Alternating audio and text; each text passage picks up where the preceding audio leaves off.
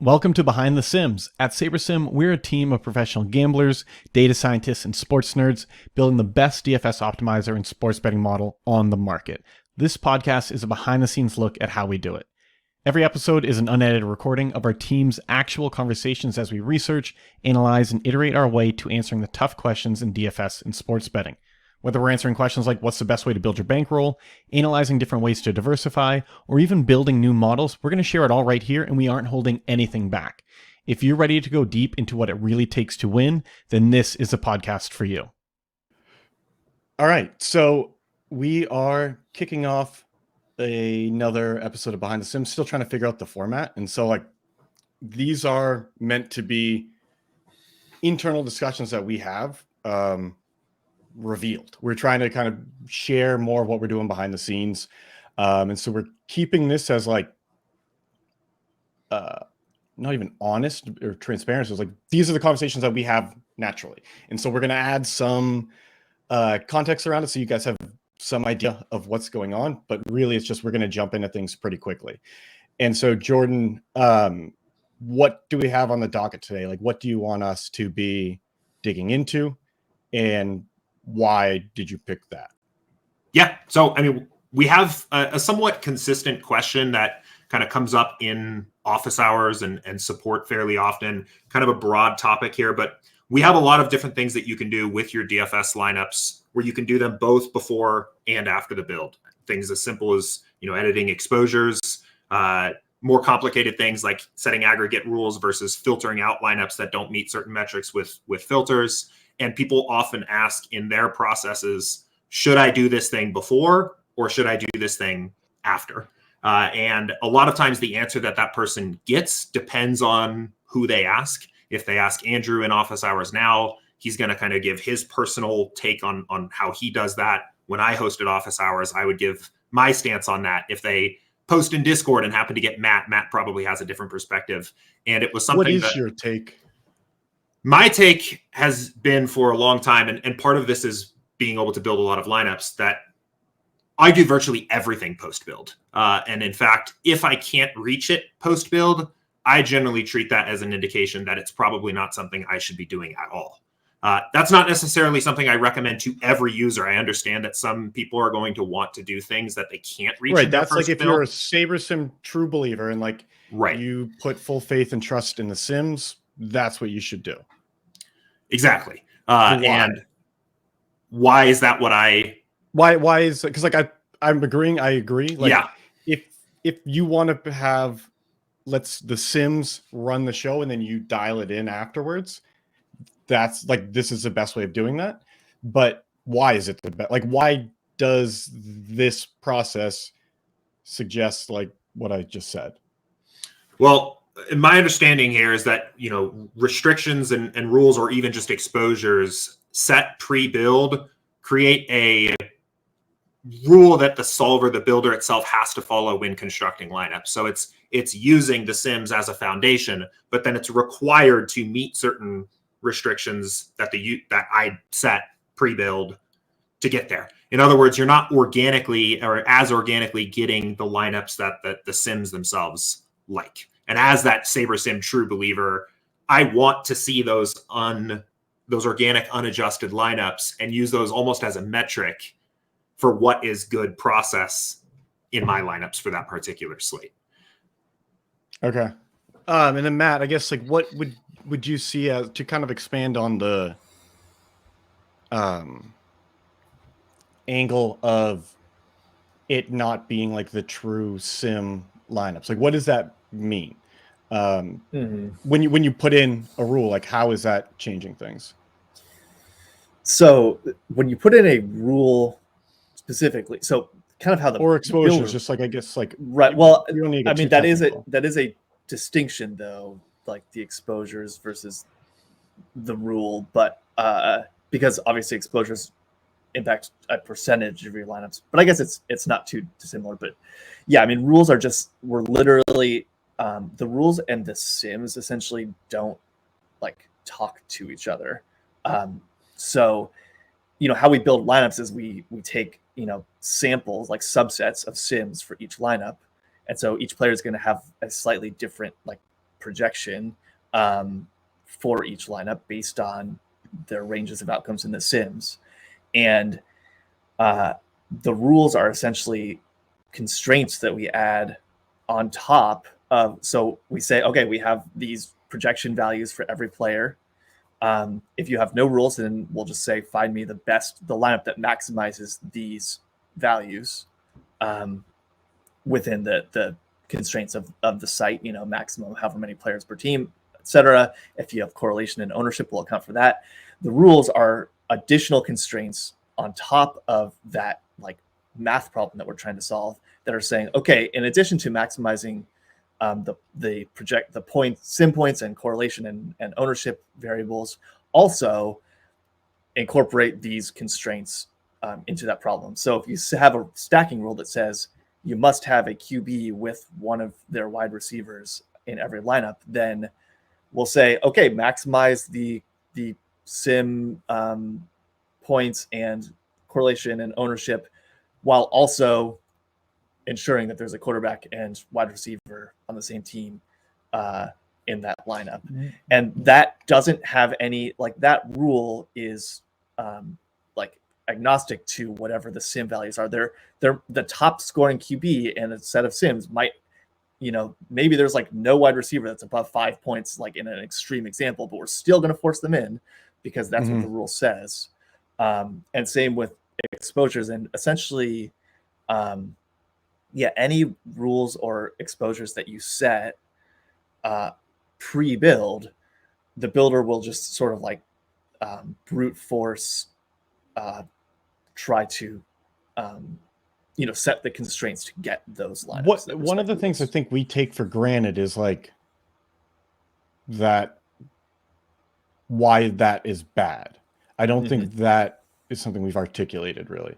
It's like, okay, like, yeah, I kind of get it. You don't want to give too many rules up front because you don't want more constraints. But like, why don't you want more constraints? Like, what is what are you giving up theoretically by doing that?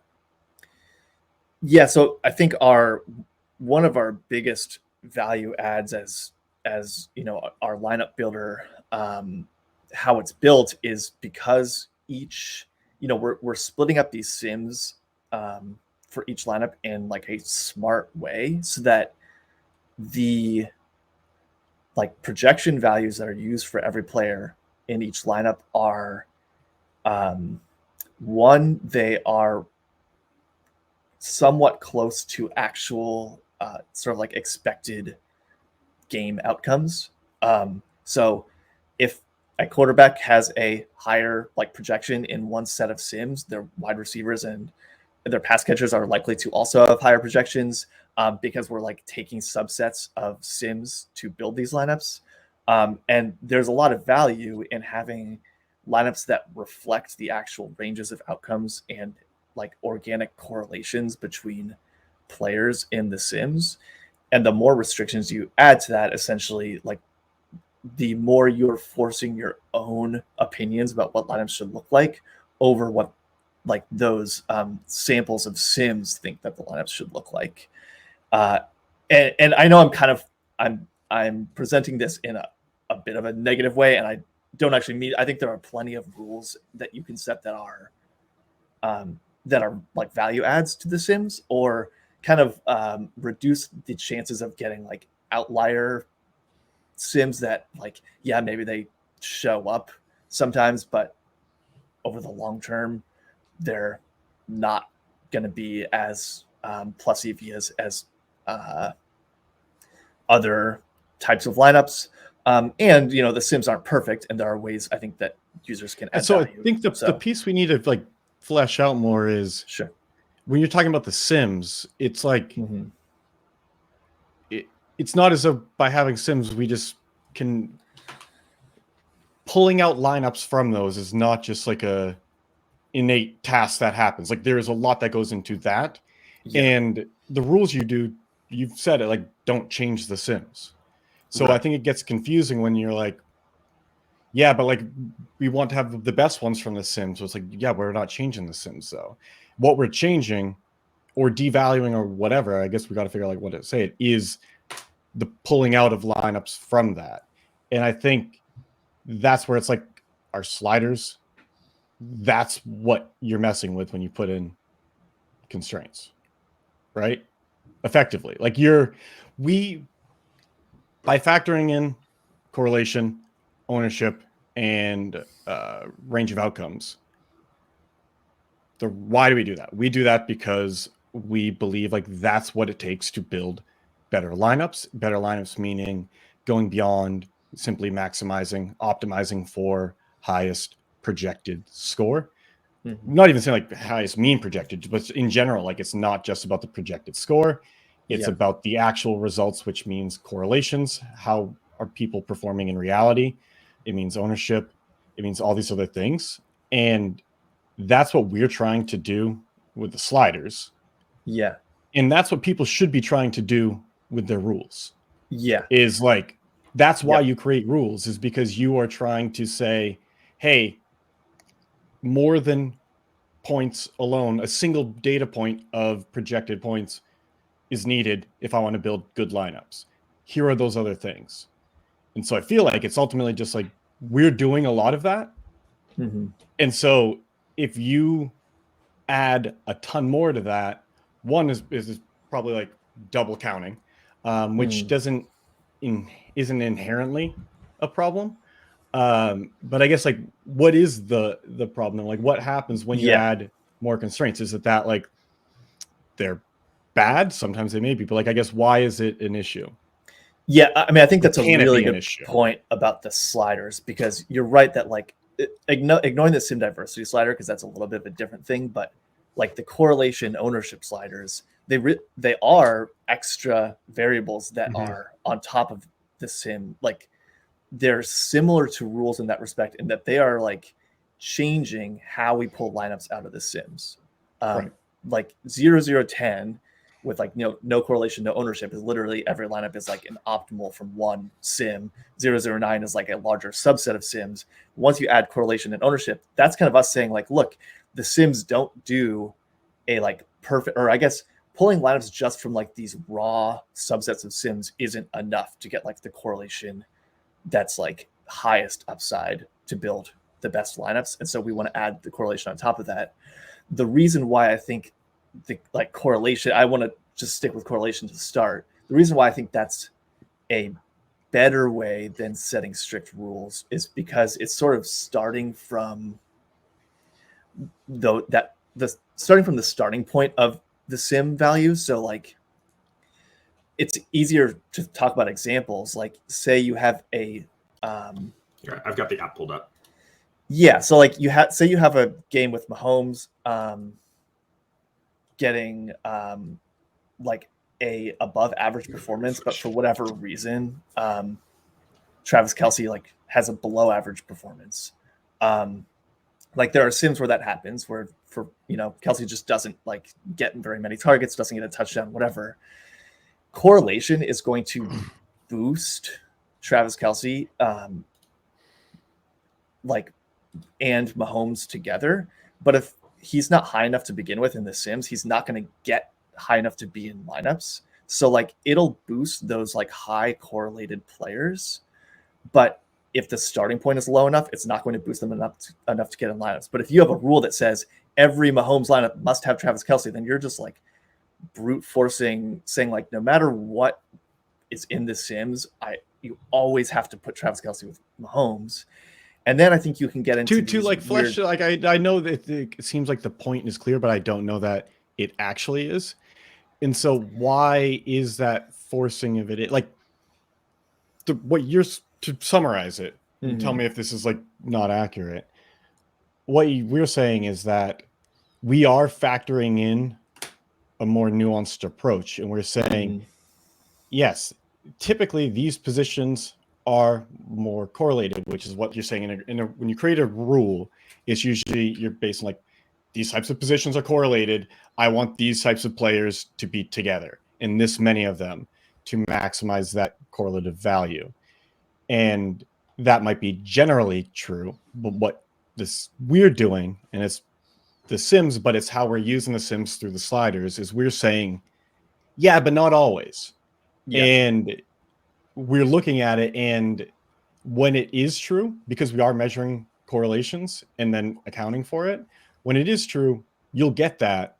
But the reason you're not getting it isn't because we don't know to look for these things. It's because we're saying the impact of correlation, either the correlation is lower than expected, or even with the correlation, it's still not enough to make it better than not having it. Is that like a reasonable summary, I at think least, so. of why that matters? Right. Yeah, I think that makes sense. I'm not entirely clear. Like, what is the question that you're asking me, I guess? No, I guess Okay, what I'm you're saying just is I think summarizing. these are the things that, like, Yeah. because we've talked about this so much, at least like you and I especially, Mhm. that we know the conclusion and we know, okay, here's what we're doing.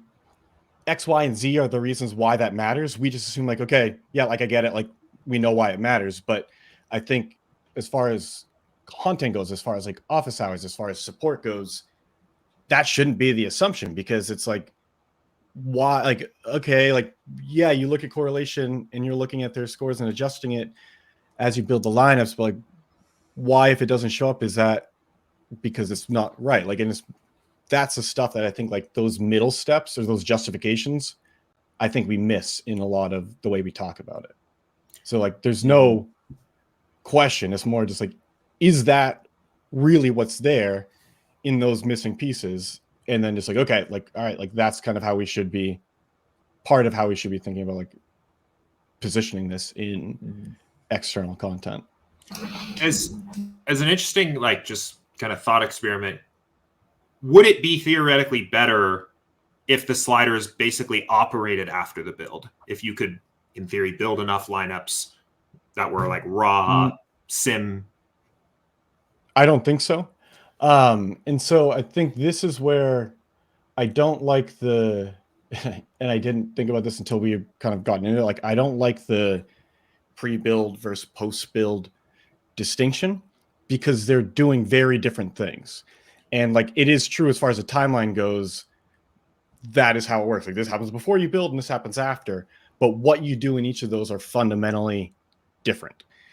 One of them, the things that you do before you build your lineups, those are inputs into how the lineups are built. Mm-hmm. What happens afterwards is filtering down those lineups, but not changing the construction of the lineups.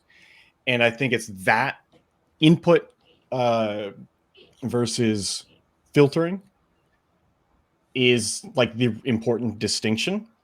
And this is going to get like theoretical, but to answer your question, I think it has to. The reason why you should do our sliders pre-build, meaning as an input, and the sliders should impact how lineups are constructed, is because if we didn't, lineups would be constructed based on average projections. Okay. And like we are saying, that is not the right way to construct lineups. Let me clarify. I'm talking about correlation and ownership specifically. Sim diversity is still working pre-build to select for sims, but basically scoring the same lineups thing by applies. correlation. Just like, ignore me saying average projection. We are then saying, I don't believe projection of an individual player, even if factoring in range of outcomes, is the only criteria that should be looked at to construct good lineups. I think correlation is another factor that is not captured in that data point. And that's why I would want to have that be an input into how the lineups are constructed, because you're then, if you say, hey, build all these lineups in this like mediocre way, and then you filter them down afterwards to match your ultimate criteria, it's like, yeah, you found lineups that technically meet it, but they weren't built to do that. So it's like, it's more by happenstance. I want to push back them. on the idea that, correlation definitely is accounted for without with the correlation slider at 0. These things do account for correlation. With the way we handle yeah, with the way we handle range of outcomes, because we have an actual set of, we have an actual distribution by you looking at simulations, correlations can be accounted for that partially.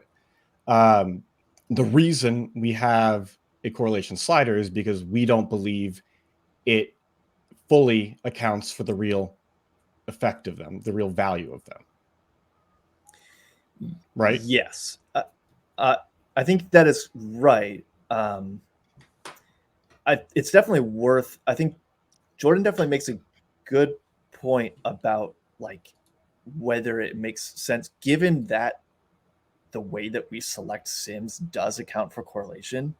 I think that there are situations where like it could make more sense to not use correlation at all. I mean, we do this on showdowns, but I think there's some middle grounds where like it actually is better to not include correlation at all because we are kind of yeah, but affecting... this is missing what I like. This is where I think what's in my head is just very different than what we're talking about, and I don't know where the gap is. So like, keep pushing back and to like help me flesh it out too. But like, that can be true, but that to me that doesn't have anything to do with what I just said, because what you said is yes, correlation doesn't apply the same in every single slate.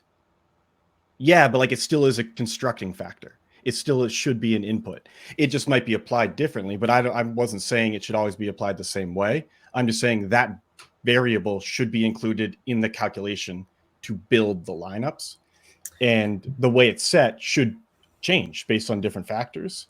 And you can potentially control yourself how that gets adjusted by like turning on manual mode and moving it. But like, the reason you would say in this one we need correlation less is because the sim diversity is handling it as far as showdowns go. But like, it's not saying correlation doesn't matter. We're just saying like, no, but we've already got it in this piece. And so like what I'm arguing is that it needs to be an input. It needs to be like a deciding factor of how lineups are constructed. I don't think what you said contradicts that. Yeah, obviously it's somewhat semantic. Like correlation is part of sim diversity. It's just a matter of like, is it enough depending on... Right. So like, I think for this discussion, like, I think we're getting too deep into it because like you built this and you're thinking about it as like more literally the actual sliders, where I'm talking more conceptually. I don't give a shit how we get it in there. I'm just saying correlation needs to be accounted for. And I don't think we're disagreeing on that. And like range of outcomes need to be accounted for as well. The fact that the way we handle range of outcomes, which is like a very good way of doing it, and we have other conversations where we talk about that. I just want to jump in more on like the practical side.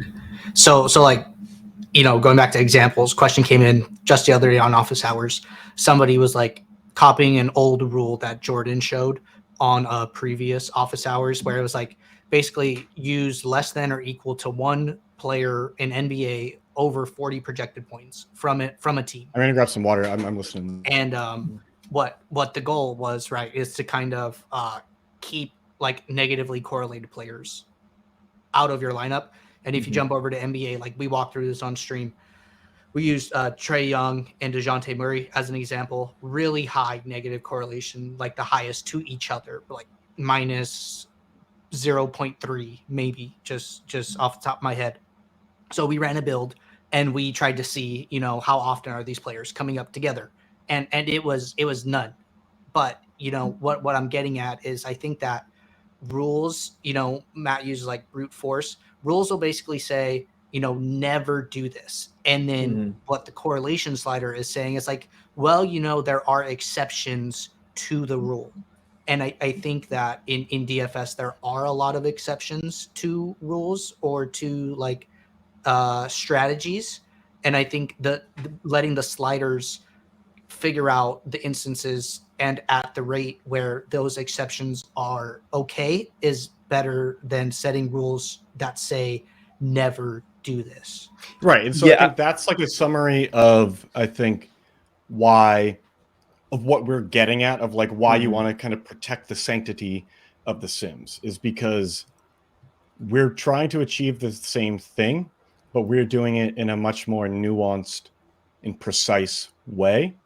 Whereas rules are, you can have like conditionals, but like generally speaking, it's like a binary thing of like do this every single time or do that. And you're not, if you want to go nuts, like plenty of people do, and just create like dozens or hundreds of rules and groups to have more precision, you can, but that's just a waste of time when you have a tool like SaberSim. But yeah, it's like what the reason it matters is because we're saying we pick up more nuance than a rule of thumb can. Yeah. My perspective with rules kind of on this note is that, you know, like you said, you know, when you ran that build, you didn't get any like Young and Murray together, right? But there might be some builds where you get a very, very small percentage of them. And that's kind of how I think the value of rules is basically just like that, like what we've talked about before, like the scalpel, like the fine, you know, it's these outcomes that happen a very small number of times that maybe like they're sometimes optimal in the Sims, but like they're so rare that it's just not worth getting that combination just for like that outlier scenario. And so I see rules as like, if your rules are removing like more than, I mean, I don't want to say exact number, but like if you have a rule that's like changing your build significantly, like the construction of your lineups, then that's a point where you want to kind of take a step back and be like, why am I setting this rule? Is it something that the Sim is missing? But if it's just a rule that's like, let me just trim off these like 2% of the time, like naked QB stacks and stuff like that, where like, yeah, you might get some, but it's just like, I just don't want to have the risk of getting like a weird uncorrelated lineup, even if sometimes it's optimal. So I'm just going to make sure I have a QB stack in every lineup just to kind of like trim out those like outlier scenarios. And I think from my perspective, that's the ideal way to use rules. Like the pre-build rules is as like quality control of like, I don't expect that this rule is going to affect 99% of my lineups, but it's just there just to make sure I have guide rails that I don't get these lineups that I know are just low probability of being successful, or I just know like aren't really going to add too much else to my to like, you know, the EV of my portfolio or whatever.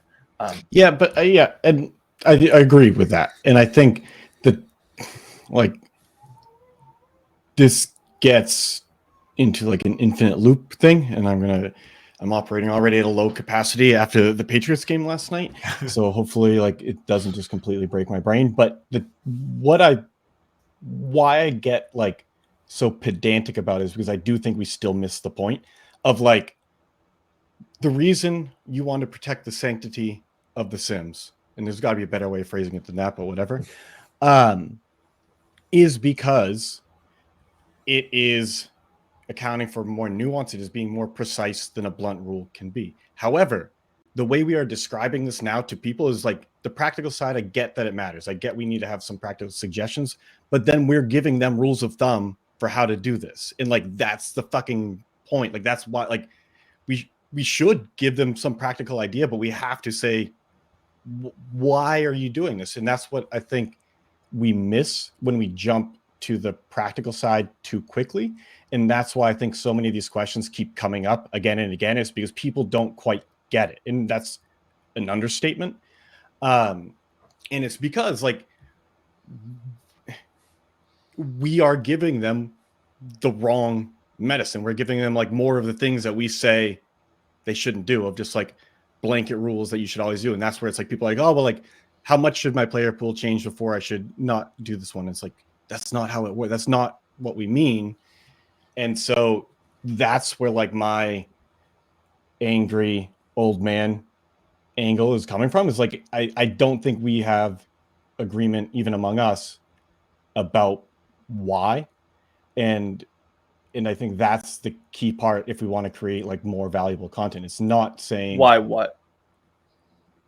Why, like, how, what should people be thinking about this? Like, why am I talking about like inputs versus and filtering versus pre-build and post-build? Like, why does that matter? And it's because one is just literally these go into how you build your lineups. And I think we've covered a good amount. And what Andrew said just before this, I think was a really more practical summary of like why you want to protect those Sims. And that's like one component. But okay, I think you can go further, and I'll probably make it more understandable with showdown examples, because you could put in a bunch of rules, but you wouldn't want to do that because you wouldn't want to put in the inputs, because with a showdown, we are just literally running out the only game that there is thousands and thousands of times. And you don't care about how people can do on average. You care about, like, in one game, what are possible outcomes and who can have the highest EV combination. With, like, that's factoring in other things. And so when we build showdown lineups, we are building effectively optimals from each of those simulations.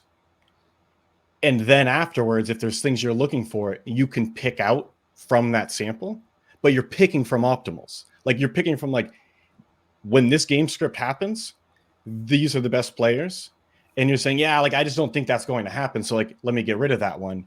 But if you were to tell us those things up front as inputs to how we build the lineups, we're no longer building optimals. And so it's like, let us build the best lineups possible for you. Then from that, you can winnow away the ones that you can still disagree with us and get rid of those. And I think in showdowns, to me, that's much easier to comprehend, but, like, this, it applies the same way to, like, other sites too. It's like, let us get it as good as possible and then do your dialing in. That way you're not forcing us to match your preconceptions around this. You're saying, hey, like, do your thing. I got these ideas, but, like, let me pick the ones that are strong, that match what I'm looking for. And yeah, does that make sense to people? Oh yeah, I mean, that's how I think I Yeah. usually explain it, and I think maybe we haven't done a good enough job of, like, explaining that more often. But yeah, that's pretty much exactly, like, how I talk about. Right, like, that's the key idea. It's like, yeah, totally. Yeah. And I, so I when think people, that's, like, the road we're going down, especially with the lineup filters. I think was, like, a huge first step in that direction. Like, the ability to, like, bulk trash lineups based on a criteria. That way you could say, like, okay, all the builds have ran, and now show me, like, this one thing. Like now that the builds have run, I'm going to do, like, a basic one, show me all lineups with a projected score over X.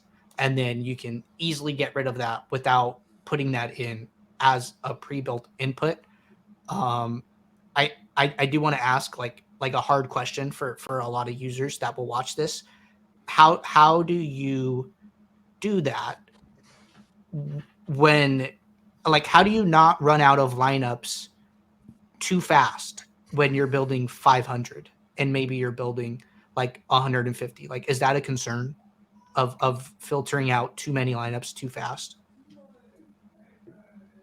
I guess I don't really get, Like, like maybe you're what would you building be football doing lineups. to, like, Maybe you're building NFL lineups and you're, running it, like, in its pure form, and you're saying, okay, now I want to go in and filter out only the lineups that I want to play. Maybe you start with stack types. And, are we concerned about the builder not being able to produce enough of the type of stacks that somebody would want to play, rather than, like, unchecking certain stack types in the home screen and then building to get more of the lineups that they want? I don't think so, because I think this, if you view it as a one-shot process, then yeah, that would be a concern.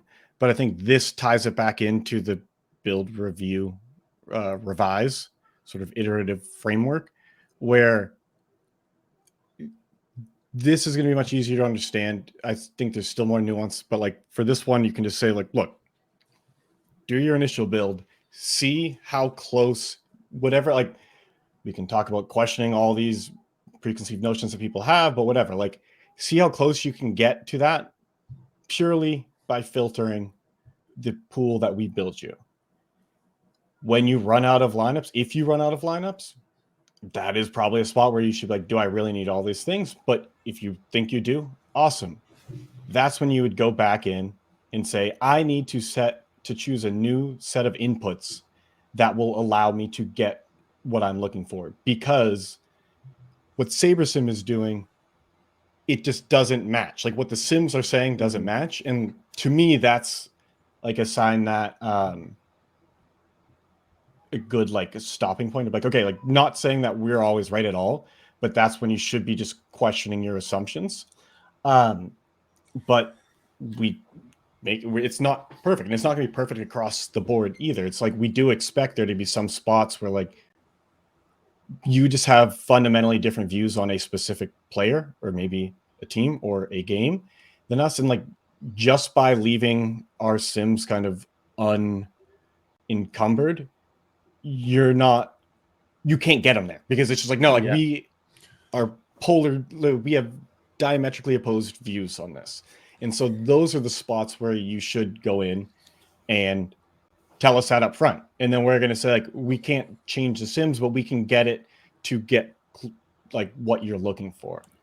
One interesting thing that I just thought of that we haven't really talked about before, but when we're talking about the correlation slider and how that's like a more nuanced way of accounting for correlation, like I think in our content, we've often said like, don't touch the sliders because they're back tested and like they're kind of, that's what we found are the best like inputs. But if you run like say a default build, and with Andrew's example, you're not getting enough of the stack types that you want. Yep. Wouldn't it be better to just go back and increase the correlation slider rather than forcing in the stack type or like forcing a rule? And I think we don't really tell people to do that, but we should, because it's like a more nuanced way of getting like the goal. If you run a build and it's like you're getting a bunch of QB plus one, then a better way of saying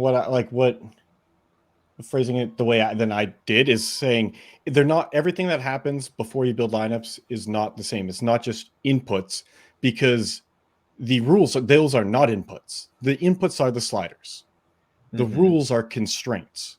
They are saying, here is where these sliders operate, the rules within the game that the sliders operate, and saying, you can't do this, you can't do that. But like, they don't change the sliders. They just set the, I don't know, different way of describing it than constraints. And so even that is still breaking the sanctity of the Sims, where it's going to get closer to what you try to do, but it's not by changing the way lineups are built. And like, that's that key piece where as much as possible should be done to get the way the lineups are constructed, are pieced together to match what you're looking for. And everything else is either a filter or a constraint. And those things can be valuable tools when like you just can't get what you're looking for. And that's exists. But I think you're right of like, and this is where it's theoretically like, yes, those adjustments should come through the sliders. But I think in practice, it's like they are dialed in enough where I don't think they differ so much that like, if you're getting way bigger stacks, like tone it down a little bit. Like I think you can like nudge it. Yeah, never gonna like nudge it. I think so.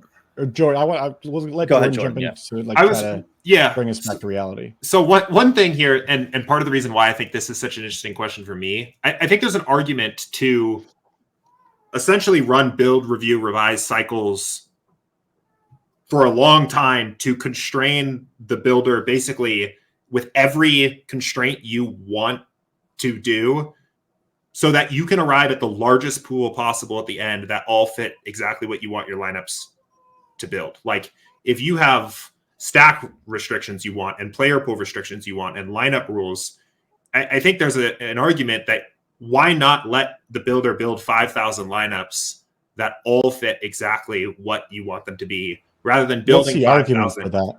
Because with menu use, I think is a big argument. That's one. And the other is that any given lineup that the builder builds is not going to be the best possible lineup that the builder could have built.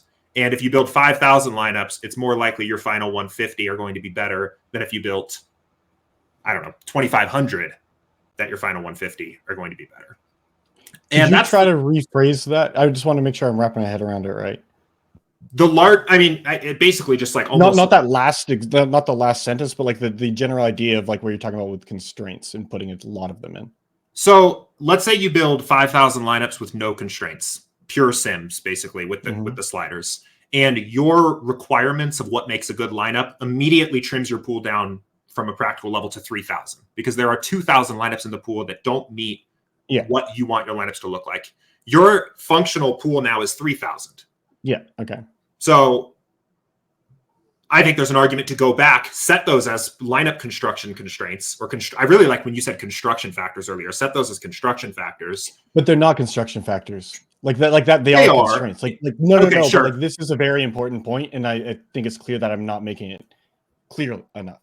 Like a constraint is very different than an input, and what Matt is saying is that, and what I agree with is like, the inputs, meaning this is like the logic that we use to piece together these individual players into your lineups. Constraints do not do that. They just say this combination doesn't match, get rid of it, or like only look for combinations that fit these criteria, but it doesn't change how we look for them. It just changed what we're looking for. Yeah.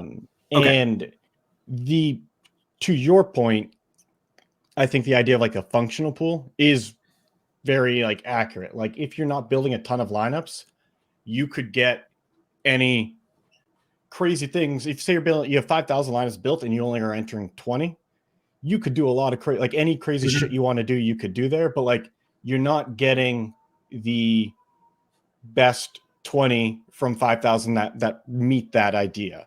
You're getting 20 that happen to. And so the solution isn't to put in a bunch of constraints, because that gets you a pool that is much closer to what you're looking for, but it is not by building lineups that seek that out. It's not changing how the lineups are built.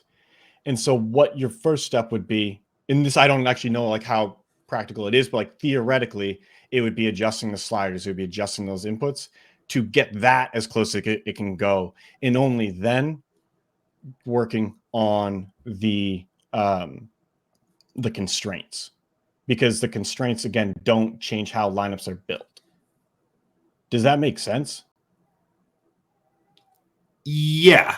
I mean, I feel like that like clarifies like what somebody's process might look like here, but I think that the logic of I think the logic of the argument I've presented still would argue that somebody should basically constrain their lineups to the. If you don't like that, then I'm not making the point clear enough, because like I just think fundamentally you should not constraints. I would agree that like that is better than limiting the functional pool that you have available to you. But like the first step of trying to improve the way lineups are built, that is absolutely way more valuable than doing the constraints, because the constraints are dirtying the sims. Yeah. I think what the solution is based on what you guys are saying. So like with your example, Jordan, like you build 5,000 and there are 2,000 lineups in that pool that you're like, I don't want to play these.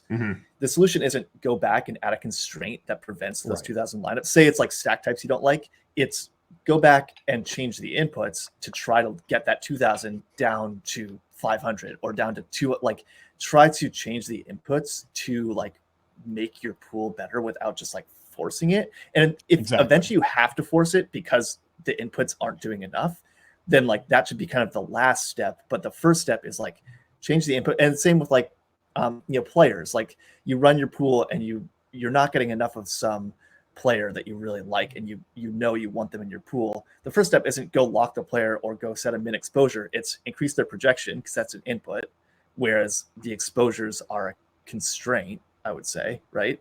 That's kind of the distinction, is like exposures and locking are constraints, whereas a projection is an input.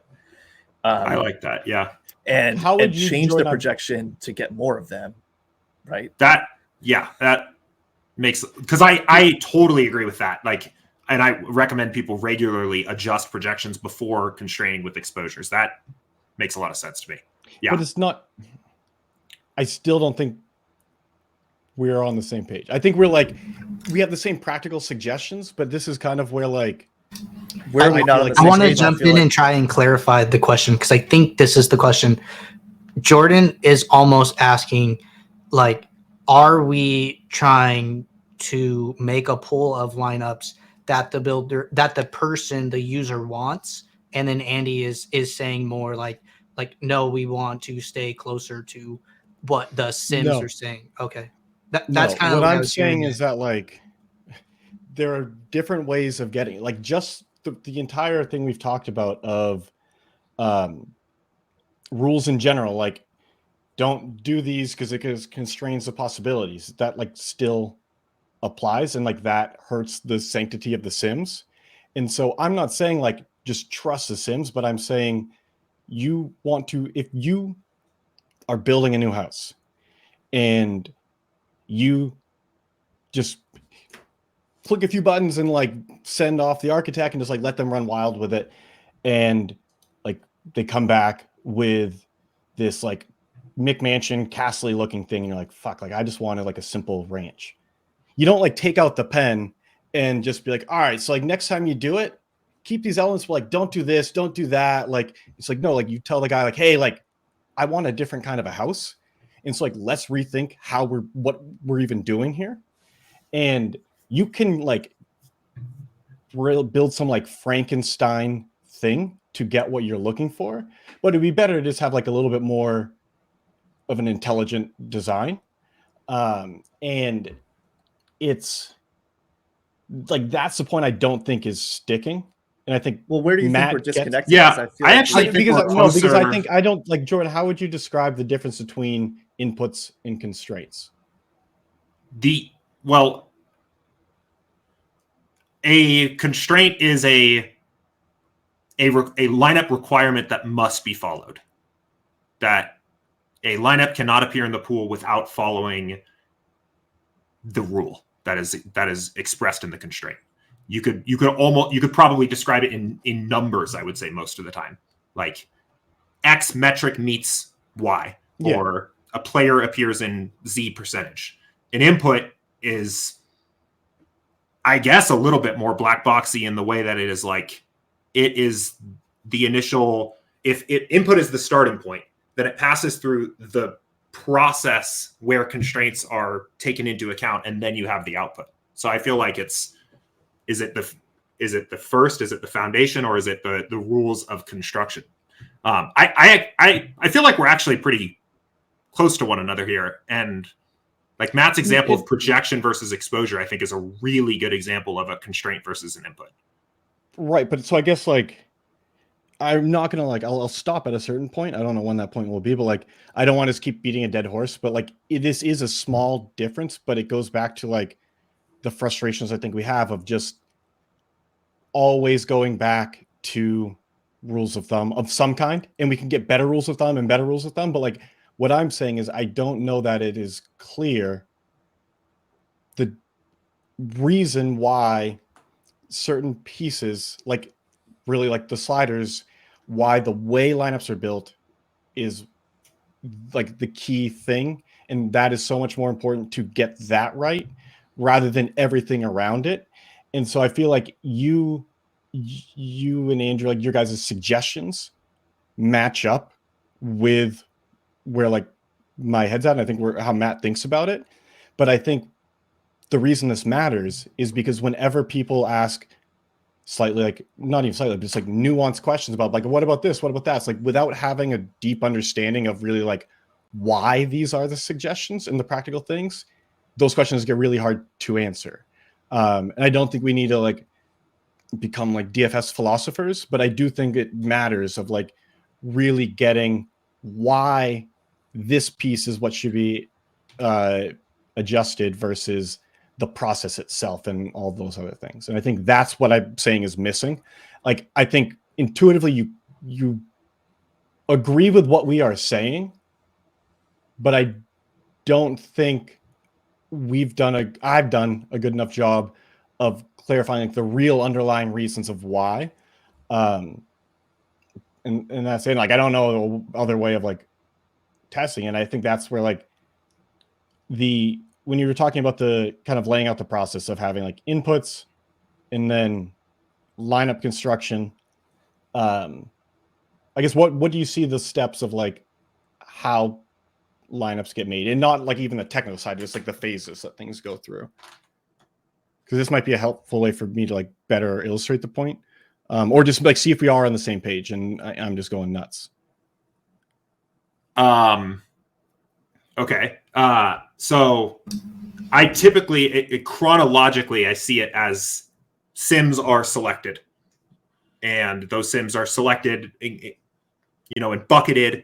A given lineup is made using the projections of players scored in those given selected sims, and then there is a solve. Let's like without getting as specific, even it's just like literally like we talked about the inputs. You talked about like lineup construction.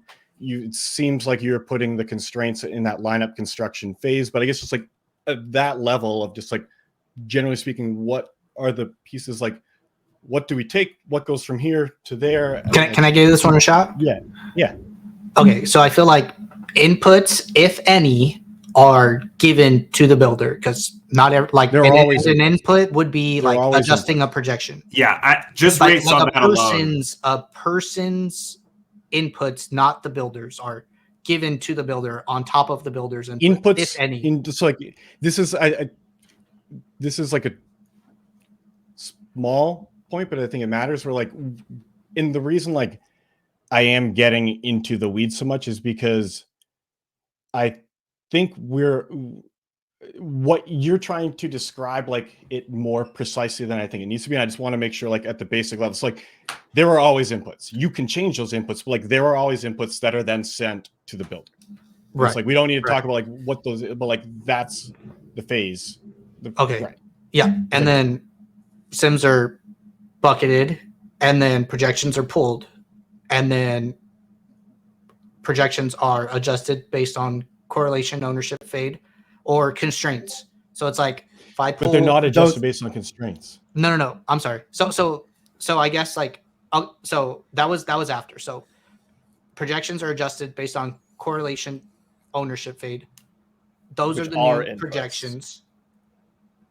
Okay, just to clarify, is that those are also inputs. Like inputs is everything that is kind of okay, maybe that's where I get a little confused. So I think inputs is everything that is determining how we choose lineups from. I mean, it's hard to describe because obviously like constraints do impact how we choose lineups, but it's like inputs are like, every variable has a value, right? And we're changing those values.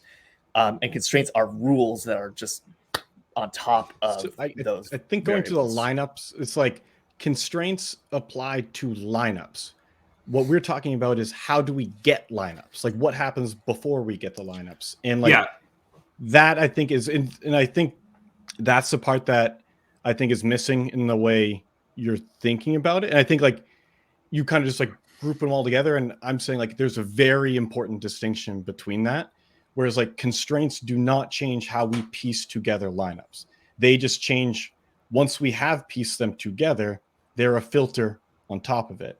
And it's the piecing together that is like the sanctity of the sims. Like that's what we want to protect of like, because that's how you get the right inputs to build the right thing. And then you can polish it the way you want. But like, you're not trying to start over effectively from scratch. And you're trying to say, hey, I know you're trying to build it this way. Like keep doing that, but like do it in like this really weird way. And everyone's like, why am I doing it? It's like, okay, I can do it that, but like, this is going to get a weird, shitty result. Like it's, I think that is the phase I don't know that is appreciated. It's like, that's the key one that Matt and I are talking about when we say like, that's why the sliders matter. Like, because like the way you piece together the lineups is what you should prioritize above all else. I think maybe this is like a little corny, but I think this makes it simple. It's like the inputs part is like getting ready for the dance, and then the constraints is like you're out the door. It's like you get to go in, you out, and that's like kind of the way I see it. Yeah. But I mean, but like, do you get what I'm saying? It's like when we have the player pool, you don't put players into a contest, you put lineups. Mhm. So what I'm saying is like there is a step that takes the players and creates the lineups, and then that lineup gets to the door, and then they get to decide who's pretty enough to go in. But what I'm saying is like that step of going from players to lineups, that's the part of the process that Matt and I are saying you want to get that right, because that is the foundation, and you can do all kinds of weird renovations and shit afterwards to get it to kind of look like what you're wanting. But it's like, just get the foundation right to begin with, or as close as it can, so that you're not building some monstrosity. And I think there's a good practical takeaway here of adjustments to inputs should be prioritized over constraints. I think that is strong, practical advice that can be given. Yeah. One thing I do want to add to this to kind of clarify, because the way that, Andy, you've been talking about the constraints is like sort of like the inputs, like from the inputs we get the lineups, and the constraints are like, no, actually give me like different lineups, right? Is sort of what you're saying. But like there's also the other thing is like the filters after the lineups are built, which are constraints in a way, in that it's like now you have your pool of lineups and now you're getting rid of ones that have been built, but it's different because you're not, the build constraints are like in between the inputs and the output, whereas it's a pool, the filters, so you have a constraint pool on filters, what gets into your pool, and then once you're within a pool, you have constraints on what gets into your actual final lineups. Right, exactly. And I think what we're kind of getting at is that as much as possible, you want to avoid putting constraints in between like the inputs and the lineups that get into your pool. But I mean, Jordan's point before is like, you also don't really want to have too many constraints after that if you want to utilize your whole, because obviously the more viable, from your perspective, the more viable lineups in your pool, the better. Like if you can get your pool to be 100% lineups that you feel really good about, that's the dream, right? But the way to get there is the ideal way to get there, if you can, is change the inputs so that your pool is everything that you want. And then if you can't quite get there, then you can maybe add some constraints like to get to that point. But like, I do have a question on that. Is that feels like a very classic slate type strategy where it's like, okay, I want as many lineups available so I can get as diverse as possible. But would you treat that strategy the same for Showdown? Because I almost feel like Showdown is a different beast. And like, I'm not playing 5,000 Showdown lineups. I feel like in Showdown, I'm really trying to use, and this might be my own process. I am trying to use the filters to narrow down the ones that I think are higher expected value. And I'm also taking into account like duplication factors. So I'm almost using it backwards in Showdown as opposed to classic slates, where I do want to use all 5,000 if I have them available. Yeah, I mean, I think like on a theoretical standpoint, I don't think Showdowns are that different. It's just like from a practical standpoint, exactly. You like that's just like how you can get the lineups that you basically, because by default we know that the builder like doesn't account for dupes, right? And so like you kind of have to do that yourself, and you're not going to get a pool where every single lineup in the pool is like viable, because we know that the builder is not accounting for this factor that's important, and we're upfront about that. And whereas like like you said, in a classic slate, but like in theory, we could be doing that. I mean, I don't know if we ever would, but like there's a theoretical way that you could like build lineups that respect the sim integrity and avoid dupes, and have a pool of only lineups that are viable, and then you wouldn't have to, then it would be the same. But practically that's not how it works now. But yeah, I mean, I think in practice, obviously, I think you're right, like that in a classic slate, it's much easier to get in a pool of 5,000 lineups or 1,500 or however many that like are all good and you would be comfortable playing. Whereas in Showdown, that last step of filtering is just more important, basically. Yeah. Yeah. And I think, tell me if this makes sense as like a simpler way of, as practical as I can give it, even if people don't understand why. This is like I feel like a rule of thumb that is good.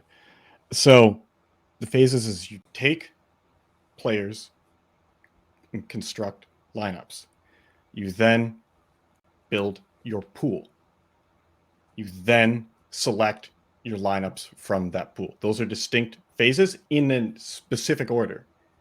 You want to make, say you need to make adjustments in general. What you get from just not touching anything doesn't match what you want it to do. You should get as many of those adjustments in to the earliest stage possible before going to the next one. And like when you hit a wall on that first step of how do we combine players to build a lineup? When you can't get, like you do that and there's no other levers to pull to get more of what you're looking for, then you go to the next one of, okay, how do I effectively constrain the lineups that are built to get the pool that I'm looking for? And then you would go, and when you hit a wall there, if you hit a wall there, you would go to those steps at the end and saying, all right, like maybe I just need to like brute force this and just like override it all. But ideally, you would just be able to then go to like the way you clean up the pool at the end and filter it down. Like that gets what you're looking for. Like that's the best way. The worst would be just saying like, I don't even know. I don't know how to tie that all together. But like, does that direct? Like, you get at least where I was going before my brain stopped. I agree.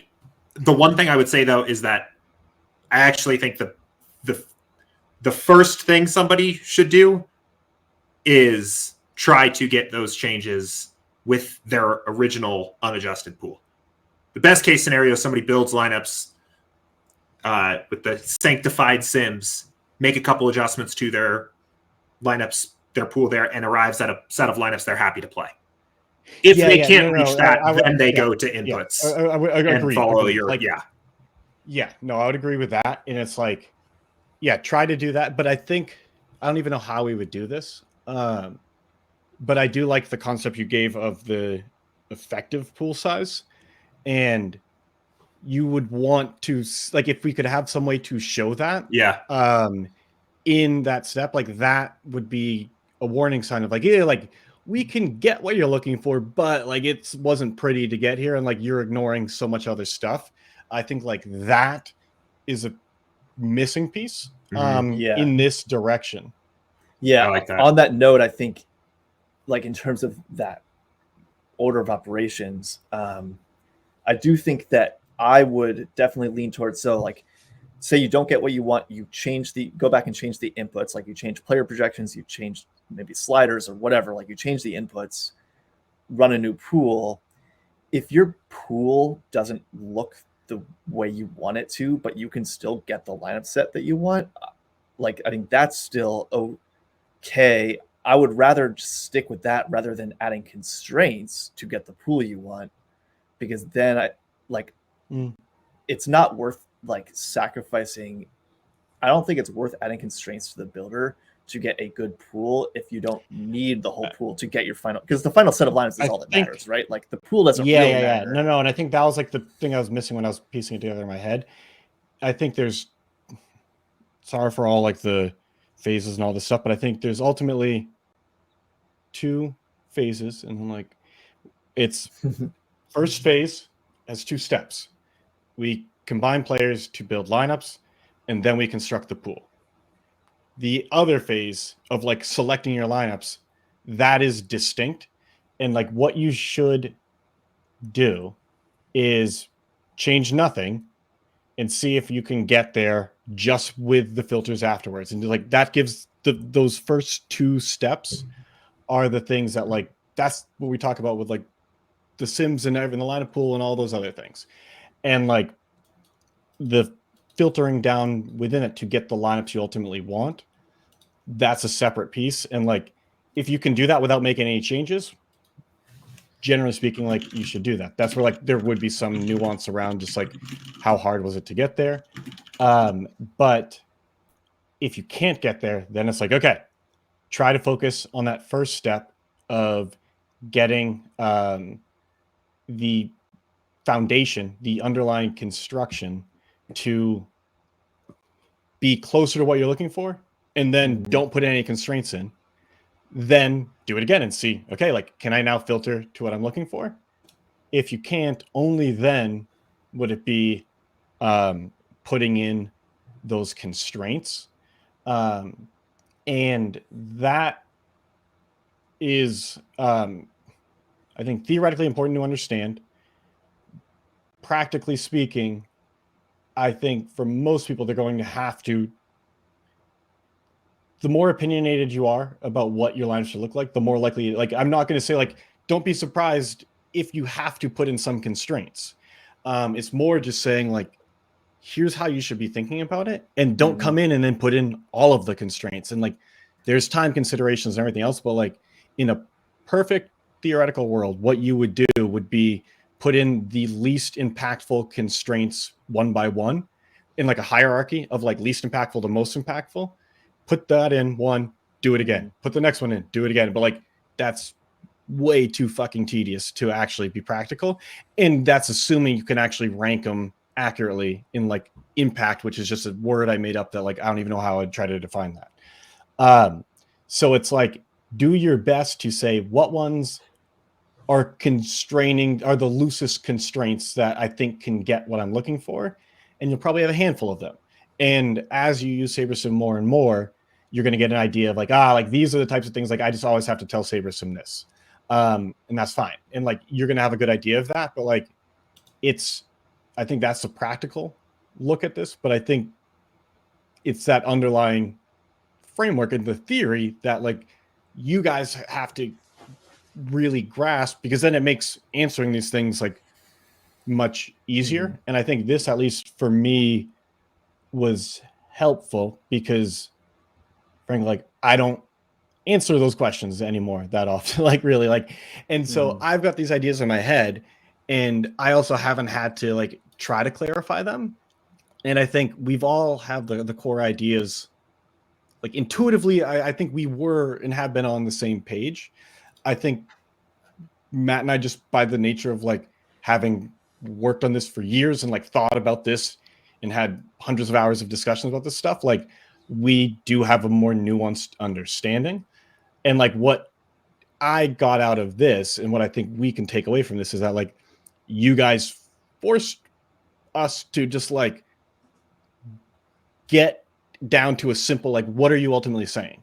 And I think like it's that last piece we got to, and I feel like it's a good thing. But I guess anything you would add, Matt?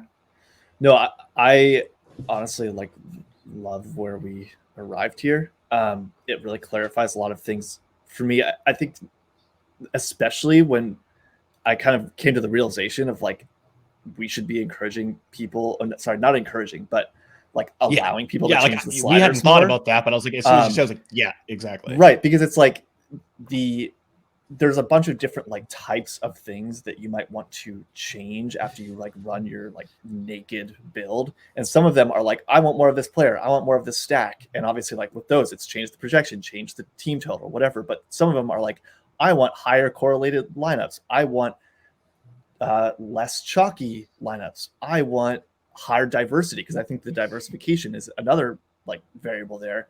And all those things, like the best thing to do is like change the slider first. Like if you want stronger stacks, go increase the correlation slider, because like, yeah, they're back tested, but they're back tested with no constraints. So if you go back and add a stacking rule or a group rule, then that's affecting the back testing of the sliders way more than just changing like the ticks on correlation.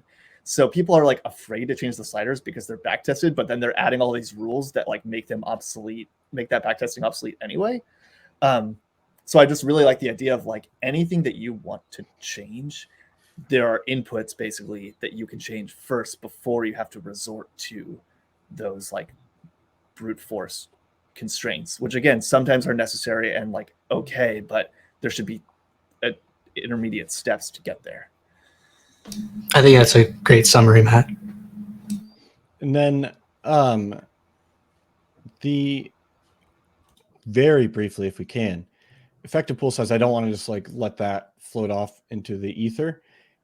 We're not going to figure it out today, but like theoretically, Matt, using like number of min uniques that you can get, like the number of min uniques that meet your criteria, that's a good proxy for this, it seems like the fewer Yeah, I mean, I guess you can have, it means like this relative to what you had with no inputs at all, or not no inputs, sorry, but like no filters, nothing else applied. Like in that my lineups are built, I'm in the build making those dialing into the final lineup sets, like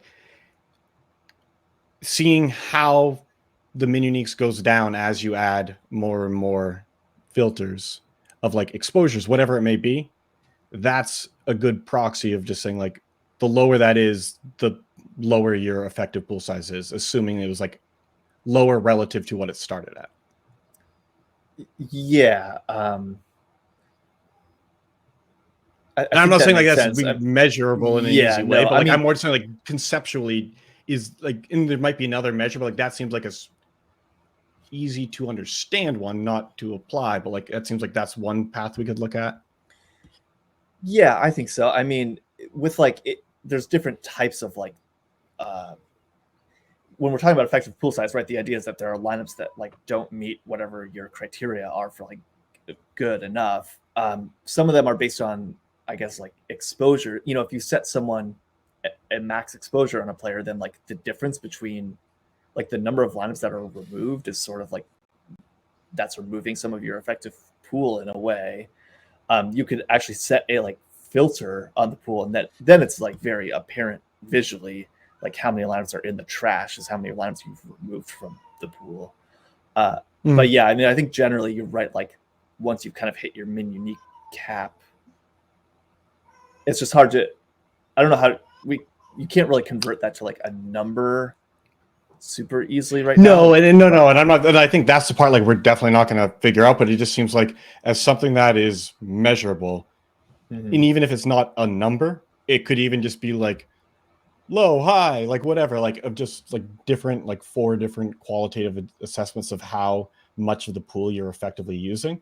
It just seems like see what the initial max min uniques would be, and then see how that changes as more and more gets applied. And like as that goes down, the effective pool size goes down as well. Yeah. Okay.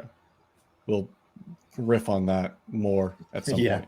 But because I do think it is a helpful way of checking. But it's absolutely like for anyone who's made it this far, like if you have no idea what the fuck we've been talking about, like that's fine. Jordan and Andrew will put it together in a more approachable way. But that's sort of like what we're trying to do with this podcast. Like these are discussions we have. And it's also why like I'm not, like I said, I'm like dad hungover, where it's like the first time I've like had a real hangover since my son was born. And it's like not that bad because I'm still like wasn't like blacking out. But it was that's like 2 IPAs for me. Yeah, no, it's like that's what I was like, whoa, like this hangover. So I'm already like a little bit cranky, but like honestly, like I'm sure I come across as like a dick in this, but it's more like we have a good relationship together, all the people on this call. And it's like, I think sometimes this probably isn't always true, but like these are just how our discussions go. It's like we don't take it personally, and like we're going to if I don't understand something, like I'm just like I don't get there, like I just think that's wrong, and like we all know like there's plenty of times where we're going to be wrong, and like I'm like, oh yeah, like no, that makes way more sense, or this and that, and like this is just how we work, and so we're trying to really give a better look at that. But I don't think there's no call to action, because like we don't want to change what we're doing here based on it. It's like go to office hours, let Jordan, Andrew, everyone else in Discord like know what you think. And if there are questions, then like Jordan and Andrew can bring those back and see if we need to like flesh this out. Like maybe we just completely missed the mark on this, but yeah. So glad we dug into this stuff, guys. I think there's still going to be more to do, like flesh it out, but definitely feel like we're at a better spot now for sure. Yeah, I think these conversations help a lot, especially, responding to users and helping them to think about the right things. Always good from these. Yeah. And I will promise I'll end on this, but like it's an important point, and I was going to say it after anyways to you guys, but like it really is meta in the sense of the reason we rail against just hundreds of rules and groups and everything in traditional optimizers is because of like what you're trying to do with that. And then we think you lose nuance, you lose everything else. And that's why people who are obsessed with the rules without understanding what they're trying to do, and if they can't do it, it's like, I don't know, like I just want this, like why? Like I don't know, like I just need that. And it's honestly like similar with answering questions from people. It's like the deeper your fundamental understanding is of why these things happen, the easier it is to give an answer that's like consistent, because it's like, oh, like you're not just jumping from one rule of thumb to another without like, you're not memorizing facts, which is how a lot of people approach rules. Like you're understanding the reasoning behind, so you can make your own decisions. And it's like, that's why I really do stress this, is that the more you understand that theoretical stuff, even if we never talk about that in like the public content, the easier it's going to be to answer all those. Because it's like, we don't need to like then train everyone on this is our methodology. It's like, no, like these are the things that exist, the principles, the fundamental truths there, and like here's how that is applied. But like when you know that lowest level, it all just is like you have a framework to think from. And on that note, I will sign off now. Sorry. All right. Thanks, everyone. Cool. Thanks.